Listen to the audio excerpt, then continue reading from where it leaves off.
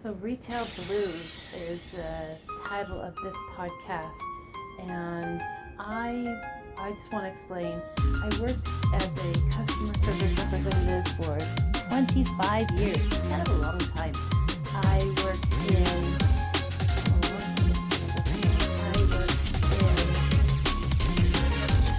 fast food industry, and I worked in a retail store, two different ones here in Federal, one for 8 and a half years, and all the half years for fast food. I worked at this job for 5 years. They were all wonderful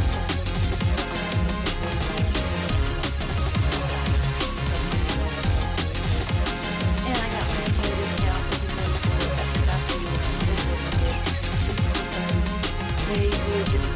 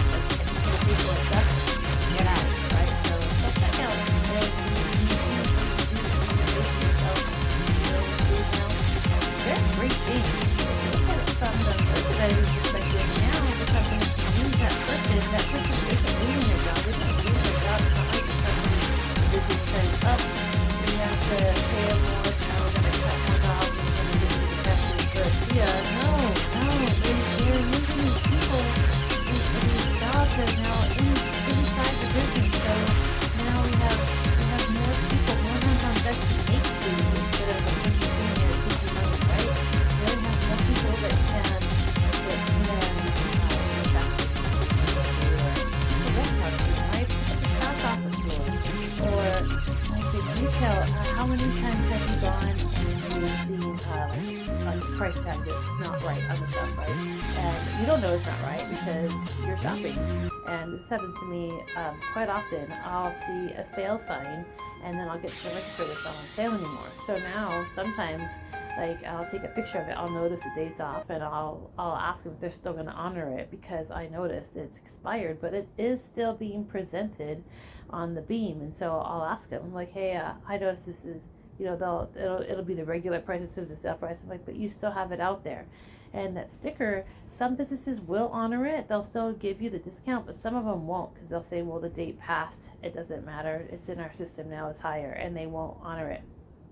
I actually worked for one of those places, and as a cashier, I had to tell the customer, "Oh no, I'm sorry, we're honoring the date, not the price." So it's difficult. So with the cashiers not being present anymore, the businesses now have opportunity to work on signage and make sure that all the sales signs are either taken down or put up.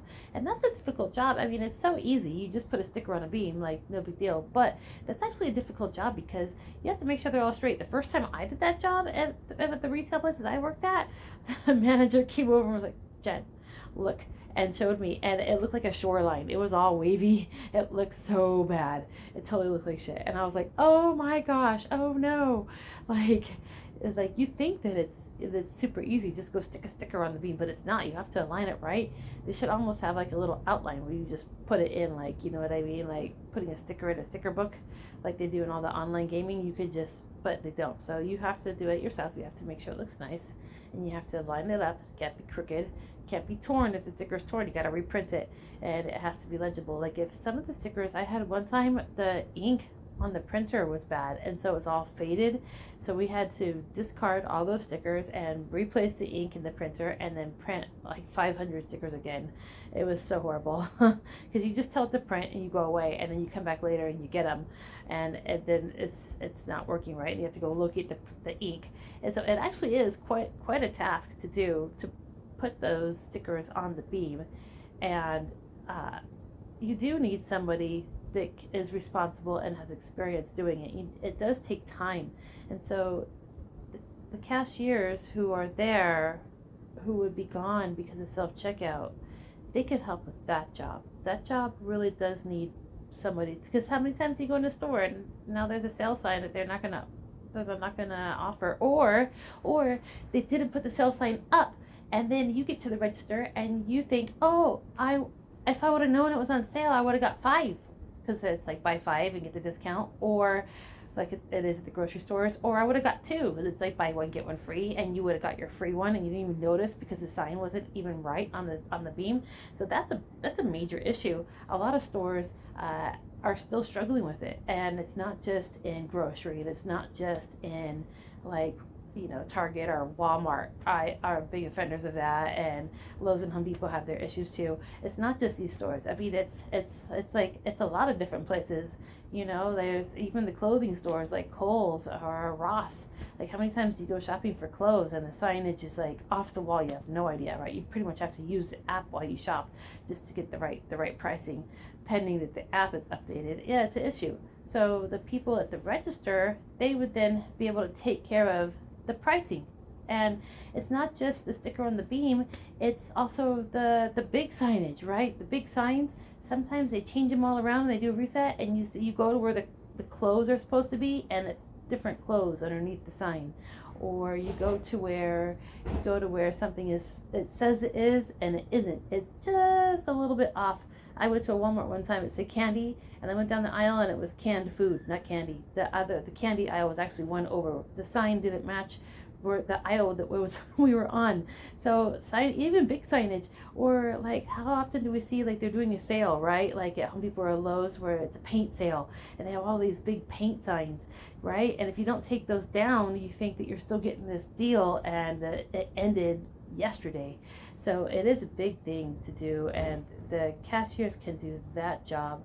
Also, the cashiers can do cleaning.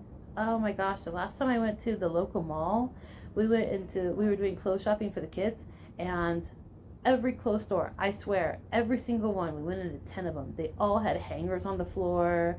The little tiny little thing that goes on top of the hanger that says the size, those things were all over the place. There was tissue paper, it looked like it was used on the floor. It was gross. There was paper, there was signage, just like sign carts where somebody was doing signage and then they stopped doing their job. And those sign carts, I've seen them at grocery stores, out just in the aisle. I've seen them at several stores where they just leave the sign cart, the cart that they're using with all the stickers and the tape and all the discount stuff, just out. Which, like, that's fine if it's in the cart, it's kind of pushed off to the side, but not like out in the way. Like, I'm seriously, like, while I'm shopping, I'm like trying to push the cart out of the way so we can get through. And the stores are wrecked. Like, the floors need to be swept. Like, they don't have, because people are complaining that we still need cashiers when we clearly can just, honestly, we could just scan our own stuff, right? And then they can use those people to take care of the overall appearance of the store.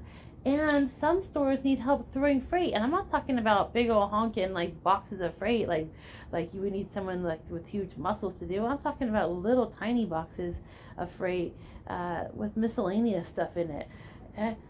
A lot of stores still need help with freight, and they can use the cashiers to help out with miscellaneous freight. The cashiers can help out with wiping down displays. The cashiers can help out with wiping down. Some stores have like barbecues and tables and chairs out front of them that need to have a leaf blower gone through there and some and dusted. That all takes manpower, and for us to complain as customers that we have to have a cashier, I think is a little silly, because their job is not going to be taken away if they use self-checkout. They're going to be utilized in the store doing something else. And as far as, so I think that like that's like really important for stores to be able to use people to help out with things that they need, and customers, we can just use self-checkout. It's not a big deal. And if we need somebody to do it for us, like if the customer needs somebody to do the lifting, because isn't it nice to have somebody load the cart for you, right? Your own personal customer service representative following you around, right? Well, what if Instacart did something like that, right? Because doesn't Instacart go inside the stores and pick out all the stuff that you bought? Like you could just shop on Instacart as a customer and then have it brought to you right to your house. You don't even have to go into the store anymore, right? So we don't really even need half the like the associates inside the store. They would still have to help the Instacart shopper, but the Instacart shopper, and there's other apps that do this, they go in and they get stuff for the customer and they take it to their house.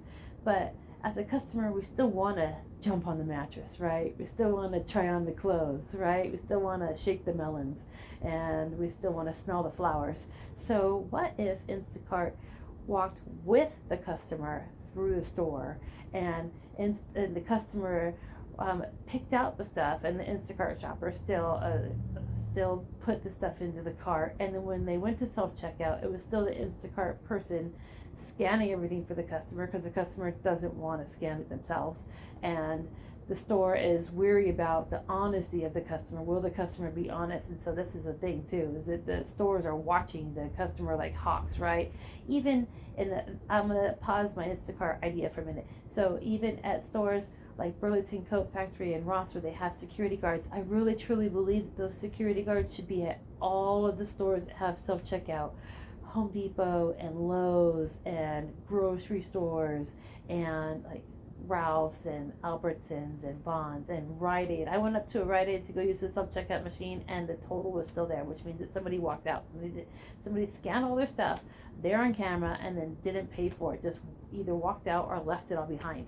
So it looked like a walkout more than it did them leaving, because I didn't see stuff around the little tiny register they had there. So it looked like it was just all stolen, and the person just went and cleared it out so I could use it. So what if it's a security guard at these places, right, doing the scanning? Like all these stores that have self-checkout, they can either hire a third-party security company to come in, where they actually have, tasers and mace and handcuffs, and they actually go through training with the local police on how to detain a shoplifter. Talk about, okay, this is wrong. Okay, well, why weren't you gonna pay? Maybe pull them aside and have a training conversation with the human instead of arresting them. You know what I mean? Put them through some kind of training where we're training society on how to be, or something. Instead of getting arrested. I don't know, just something, or fine, arrest them. But it should be security guards doing self-checkout instead of cashiers, because we're expecting the cashier to go and be around people that are wanting to steal from the company, right? Even through a regular register without self-checkout, people are trying to get away with stuff. There's all these training classes on how to look for things like under the car or in the basket or in boxes or switching tags. There's a million different ways people try to scam just a regular cashier, and they try to watch the cashier too to see how that cashier is. Is that cashier actually paying attention, or is that cashier not paying attention?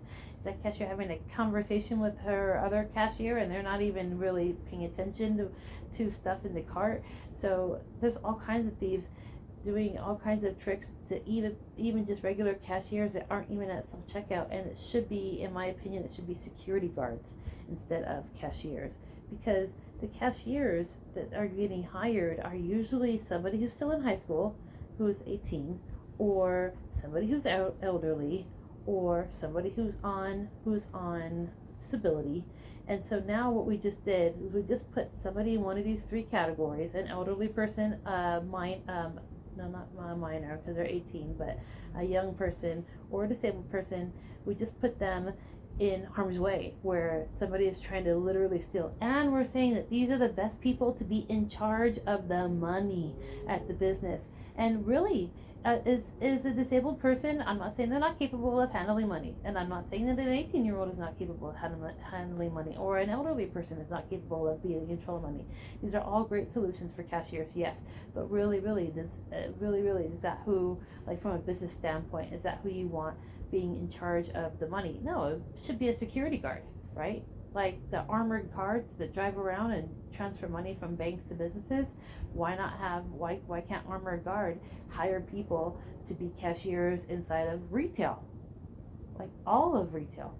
If there's money to be handled, why couldn't armored guard up their game and actually hire in-store associates for businesses? And the business would do a business collab with the armored guards and have security guards, and that would be a part of their loss prevention department, right? So now security guards are the ones that self-checkout, just like Ross and Burlington Coat Factory.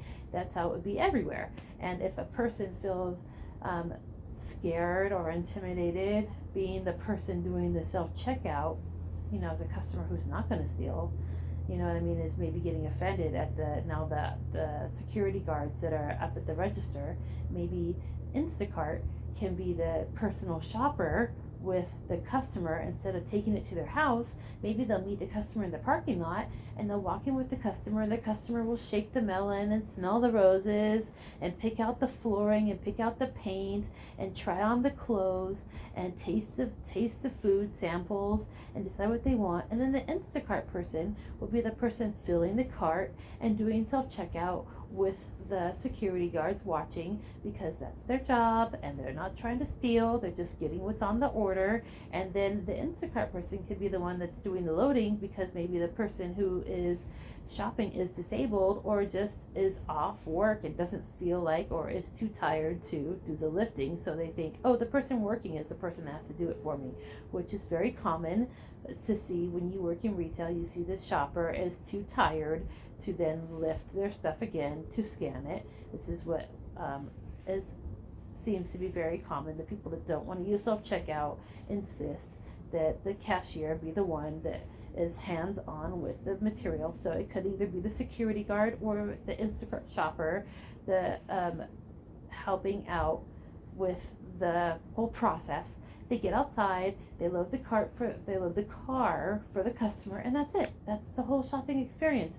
Instead of it being somebody trying to steal or somebody being too tired or incapable of actually shopping, we could have these other things that help out customers that the business provides. And if you're shopping and you see that the cashiers are gone, don't get upset. It's just the business shuffling things around. All right, I'm signing out on that one, the cashiers conversation.